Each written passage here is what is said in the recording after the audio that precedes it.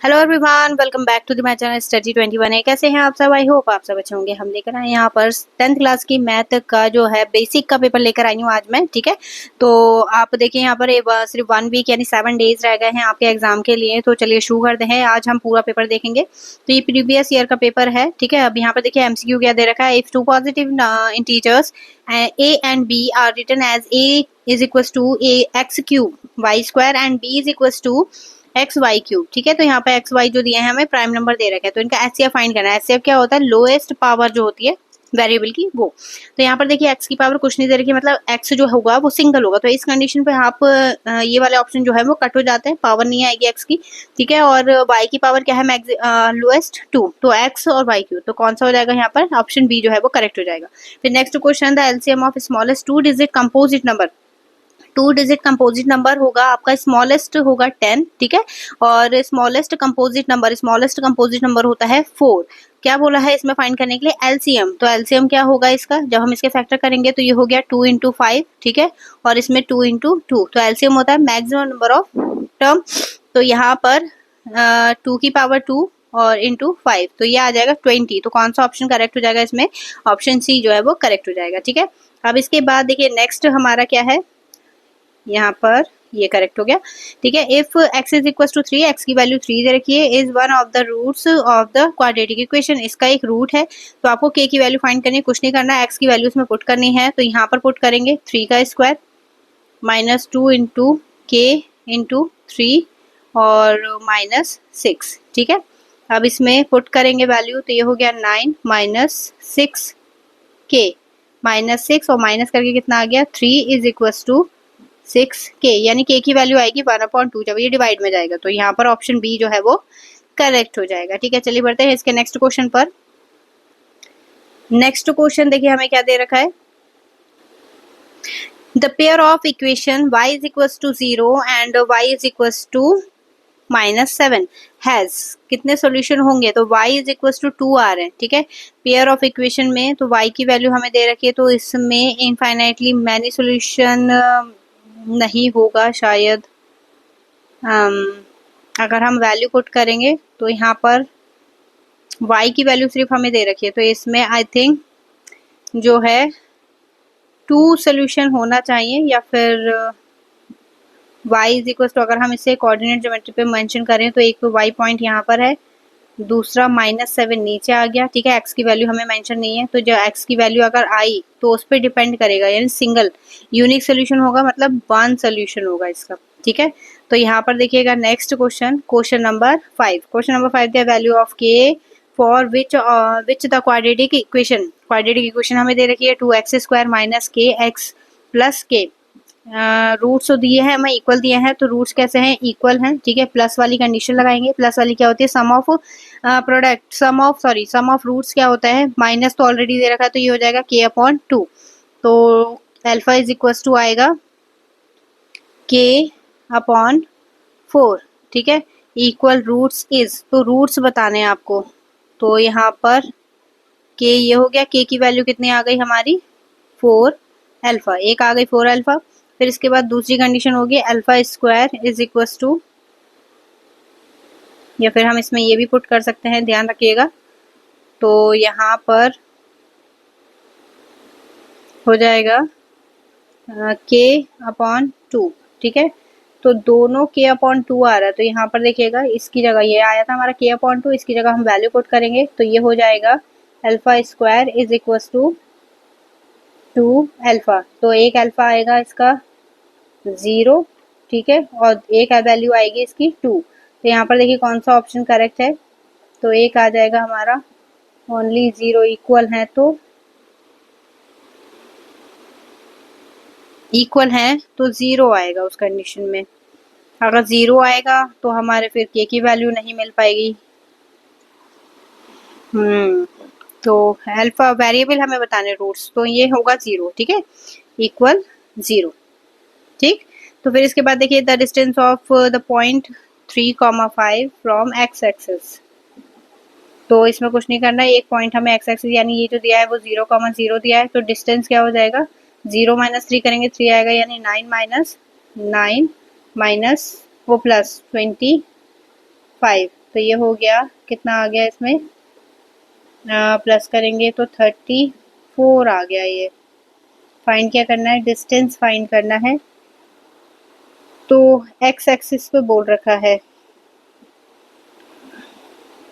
अच्छा ये वो वाला पॉइंट है, एक सेकेंड, जब हम इस पॉइंट को ना, इसमें का क्वेश्चन पूछ लिया जाता है, एक्चुअली कम पूछते हैं तो इसलिए ध्यान नहीं रहता। इसे इस पॉइंट के अकॉर्डिंग अगर हम देखेंगे तो ये यहाँ पर लाई कर रहा है 3,5, एक्स की वैल्यू क्या है 3 और इसकी वैल्यू 5। अब बताना ये है कि एक्स एक्सिस से कितनी दूरी पर है, तो डिस्टेंस कितनी आएगी, जो ये 5 की होगी, तो यहाँ पर 5 जो है वो करेक्ट हो जाएगा। ठीक है, फिर नेक्स्ट हमारा देखिएगा, next question, question number 7। Question number 7 दिया है कि अगर ये रेशियो हमें दे रखा है तो इसके अकॉर्डिंग कौन सा जो है वो करेक्ट होगा। तो यहाँ पर इसे हम ड्रॉ कर लेते हैं। तो एक ट्राइंगल हमने ये बना लिया, एक ट्राइंगल ये बना लिया। ठीक है, तो इस पे नेमिंग दे देते हैं ए बी और ये सी, और ये हो गया पी क्यू आर। अब कौन सा साइड इक्वल है, ए बी रेशियो इक्वल है क्यू आर के, तो ये इसके इक्वल हो गया। ठीक है, फिर बी सी इक्वल है किसके, पी आर के, ये हो गया। तो लास्ट वाला ये वाला करेक्ट होगा इसके। ठीक है, तो इसके अकॉर्डिंग देखिए जहाँ से आप चलना स्टार्ट करेंगे, पहले फर्स्ट सेकंड थर्ड। ठीक है, ए बी सी आ रहा है कहीं पे, ठीक है, सिमिलर दो में आ रहा है हमारा ए बी सी, एक ही में आ रहा है ए बी सी, और इक्वल होगा किसके, कि आर पी क्यू के। तो आर पी क्यू कहीं दे रखा है, नहीं दे रखा है, तो पी क्यू आर। ठीक है, पी क्यू आर हो गया, और यहाँ पर ये भी वाला भी ऑप्शन कट हो गया। तो इसमें कौन सा हो जाएगा करेक्ट हमारा, P Q R C A B, तो यही वाला ऑप्शन जो है फर्स्ट वो करेक्ट हो जाएगा, क्योंकि सेम डायरेक्शन में जा रहा है। ठीक है, तो यहाँ पर हमारा क्वेश्चन नंबर 7 भी हो गया। फिर नेक्स्ट क्वेश्चन देखेंगे, question number 8, which of the following is not similar criterion. तो सिमिलर क्राइटेरियन नहीं होता है, वो है आपका RHS नहीं होता, सबसे ज्यादा पूछा जाता है, इसे मार्क कर लीजिएगा आप लोग। ठीक है, in figure if TP and TQ are the two tangent to a circle with center O, so that एक एंगल हमें दे रखा है तो हम इसे बीच से डिवाइड कर लेते हैं। ठीक है, एक लाइन ड्रॉ करेंगे तो ये 55 का एंगल हो जाएगा। ठीक है, ये वाला एंगल कितने का होता है, 90 डिग्री का। पूछा क्या है, एंगल पी टी क्यू पूछा है ना, पी टी क्यू, तो हाफ एंगल हम फाइंड कर लेंगे। तो 90 प्लस ये कितना हो गया 144, और इसे माइनस करेंगे किसमें से, 80 में से। जब माइनस करेंगे 180 में से तो माइनस करेंगे तो ये हो जाएगा 36, और 36 ये आ गया 36, पी टी क्यू 72 आ रहा है मेरे अकॉर्डिंग, 44 एक्चुअली 145 होगा, सॉरी 35, और ये कितना आ गया 70, तो ऑप्शन बी जो है वो हमारा करेक्ट हो जाएगा। ठीक है, नेक्स्ट क्वेश्चन देखिएगा हमारा question number 10, if cos A दे रखा है तो tan ए की वैल्यू फाइंड करनी है। तो tan ए की वैल्यू बिल्कुल सिंपल है, क्या करेंगे हम इसमें, पहले हम, क्योंकि कॉस ए क्या होता है, कॉस ए होगा आपका बेस अपॉन हाइपोटेनस। ठीक है, तो बेस कितना दिया है 4, हाइपोटेनस दिया है, तो आप इसे पीजीटी लगा के क्या फाइंड करेंगे, इसका परपेंडिकुलर, जो कि आएगा 3। ठीक है, अब tan फाइंड करना है, tan क्या होता है परपेंडिकुलर अपॉन बेस, तो परपेंडिकुलर कितना है 3, तो देखिए 3 किस में आ रहा है, इन दोनों में आ रहा है, और अपॉन बेस है तो 4 आएगा, यानी ऑप्शन बी जो हो जाएगा वो हमारा करेक्ट हो जाएगा। ठीक है, फिर नेक्स्ट क्वेश्चन, क्वेश्चन नंबर 11 हमें दे रखा है, if the height of the tower is equal to the of its shadow, मतलब इसकी जो टावर की हाइट है वो इसकी शेडो के इक्वल है, तो इक्वल है तो यहाँ पे हो जाएगा ये भी x ये भी x, तो ये होता है परपेंडिकुलर और बेस होता है, ऑब्वियसली x अपॉन x करेंगे तो ये कट हो जाएगा, और 1 और 1 किसकी वैल्यू होती है, tan में होती है 45 की वैल्यू। ठीक है, 1 minus cos square theta is equal to, तो आपको एक फॉर्मूला हाइट जब आपने कोऑर्डिनेट वो sorry cos theta sine theta वाली एक्सरसाइज करी होगी तो उसमें आपने देखा होगा कि sine square theta plus cos square theta is equal to होता है 1। ठीक है, हमें दिया है ये इधर लेके जाएंगे तो ये माइनस का हो जाएगा, तो ऑब्वियसली बात है 1 minus cos square theta is equal to होता है हमेशा साइन स्क्वायर थीटा। ठीक है, फिर इसके बाद नेक्स्ट हमें दिया है क्वेश्चन नंबर 13। क्वेश्चन नंबर 13 में क्या बोला है, the radius of a circle same as the side of square, यानी सर्किल की रेडियस और स्क्वायर की साइड दोनों इक्वल है, तो ये भी हमने क्या मान ली x, ये भी क्या मान ली हमने x। ठीक है, द पेरीमीटर ऑफ रेशियो, तो इसका पेरीमीटर क्या होता है 2 पाई r।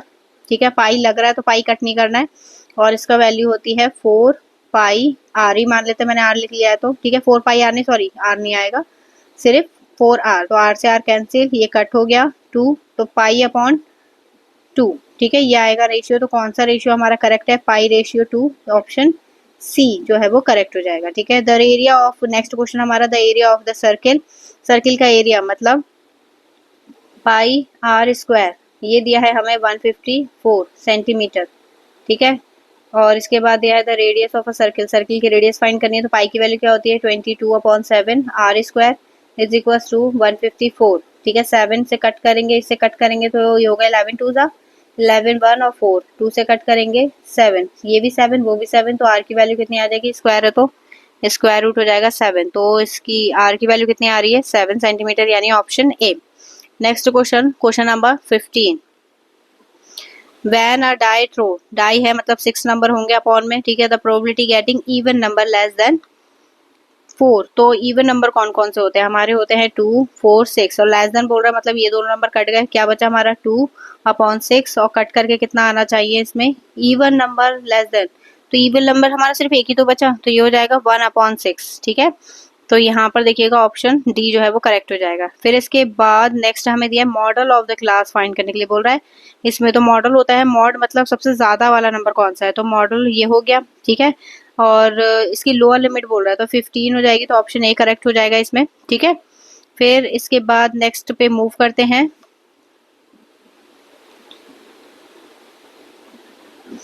नेक्स्ट हम नेक्स्ट, तो यहाँ पर देखिएगा क्या दिया है, the rectangular sheet of paper 40 and 22 centimetre is rolled from a hollow cylinder, ठीक है, ऑफ हाइट जो है सिलेंडर है, ठीक है, रेक्टेंगुलर शीट है, जब आप इसे रोल कर रहे हैं तो जो इसकी ये वाली, ये मान लिया हमने 40 है, ठीक है, जब आप इसे रोल करेंगे तो ये हाइट का काम करेगा, और जब इस वाले पेपर को रोल करते हैं तो ये एज अ पैरीमीटर काम करता है। रेडियस फाइंड करनी है, क्या हो जाएगा ये, यहाँ पर जो इसकी रेडियस है वो है 22, किसके इक्वल हो जाएगी, इसकी पैरीमीटर के ना, तो 2 पाई आर, ठीक है, 2 से ये कट होगा 11, पाई की वैल्यू लगाएंगे तो 22/7, आर इज इक्वल टू 11, यहाँ पे 11 1 11, ये 2, तो आर की वैल्यू आ जाएगी 7/2 या फिर 3.5, तो कौन सा ऑप्शन है जो करेक्ट हो जाएगा, ऑप्शन ए जो है वो करेक्ट हो जाएगा, ठीक है। फिर इसके बाद नेक्स्ट पे मूव करते हैं, यहाँ पर दिया है डिस्ट्रीब्यूशन फ्रिक्वेंसी दे रखी है, ठीक है, और यहाँ मीडियन फाइंड करना, मीडियन की ना दो कंडीशन होती है, अगर इवन नंबर दे रखा है, मीडियन की कंडीशन होती है, अगर इवन नंबर दे रखा है तो उसमें हो जाता है median n/2th term plus n/2 plus 1th term, ठीक है, डिवाइडेड बाय 2, तो आपको करना कुछ नहीं है, और ऑड की इजी होती है, जो भी नंबर ऑफ टर्म टोटल जो आप फाइंड कर रहे हैं ना उसमें हो जाता है ऑड वाले में n/2th टर्म, बस ये हो जाएगा, सॉरी n+1/2th टर्म, ये हो जाएगा, ठीक है। तो यहाँ पर दोनों कंडीशन है, फिलहाल हमें इवन कंडीशन मिल रही है, पता कैसे करेंगे इवन है ऑड है, तो आपको करना ये है कि यहाँ पर ये जो नंबर्स दे रखे हैं ना ये वाले, इनको प्लस करना है, अगर टोटल इवन इसका जो प्लस करेंगे तो कितना आएगा 56, इवन नंबर है, तो आपको करना कुछ नहीं है, पहले इसको हाफ कर लीजिए, कितना आएगा 28, इसके जस्ट बाद वाला नंबर 29, जब आप सी एफ फाइंड करेंगे तो ये दोनों नंबर जो है 15 में लाई करेंगे, ठीक है, 15 + 15 ऐसे करके, तो इसका जो क्लास है वो क्या है 12 to 18, कौन सा ऑप्शन करेक्ट हो जाएगा, ऑप्शन बी। अब आ गया इसका असर्शन रीजन, तो असर्शन रीजन देख लेते हैं, क्वेश्चन नंबर 19 में दिया है the point 0,4 lie on y axis, बिल्कुल सही है, आगे स्टार्टिंग में एक्सिस 0 दे रखा है तो वाई पे लाई कर रहा होगा, वाई एक्सिस पे, the x axis coordinate, x coordinate of the point on y is 0, तो ये दोनों कंडीशन हमारी सही है, और दोनों एक मतलब एक दूसरे को एक्सप्लेन नहीं कर रहे हैं, बट अलग अलग ही है, तो यहाँ पे ऑप्शन डी जो हमारा करेक्ट हो जाएगा। फिर इसके बाद नेक्स्ट हमारा ऑप्शन क्वेश्चन जो है 20, क्या दिया है, ये दिया है यहाँ पे असर्शन दे रखा है HCF of 2 number is 5 and their product is ये, तो इसका एलसीएम क्या होगा, तो प्रोडक्ट दिया है, इसे डिवाइड करेंगे, इससे 5 3 30 आना चाहिए, बट यहाँ पे 40 दे रखा है तो ये गलत है, ठीक है, असर्शन गलत हो गया, for any two positive integer, ये फॉर्मूला हमारा बिल्कुल सही है, तो हमारा रीजन सही है बट असर्शन गलत है, तो यहाँ पर ऑप्शन डी जो है वो क्या हो जाएगा, करेक्ट हो जाएगा। तो देखिए यहाँ पे हमने 15 मिनट में हमारे 20 MCQ जो है वो कर लिए हैं जल्दी जल्दी, हालांकि सारे इजी थे। तो आपको करना कुछ नहीं है, ये पेपर मेरे सॉल्व करने से पहले पहले आपको सॉल्व करके देखना है, फिर मैच करना है आंसर, अगर करेक्ट है तो अच्छी बात है। और 20 MCQs करवाए हैं, सारे नंबर काउंट करने के बाद आपके कितने करेक्ट हुए हैं, यानी आपने कितने करेक्ट करे हैं मेरे सॉल्व करने से पहले, वो नंबर आप मुझे मेंशन करेंगे कमेंट सेक्शन में, ठीक है। तो मैं वेट करूंगी आपके कमेंट का। तो आज के लिए इतना ही, इसके बाद नेक्स्ट में हम इसका आगे के क्वेश्चन सॉल्व कर लेंगे, ठीक है। अगर आपको पूरा पेपर चाहिए तो मुझे कमेंट सेक्शन में बता दीजिएगा, मैम एक वीडियो में पूरा पेपर सॉल्व कर दीजिए, तो हम वो भी करवा देंगे, ठीक है। तो चलिए अब मिलेंगे इस नेक्स्ट वीडियो में, और नेक्स्ट वीडियो की अपडेट पाने के लिए वीडियो को लाइक, चैनल को सब्सक्राइब जरूर से कर लीजिएगा। धन्यवाद।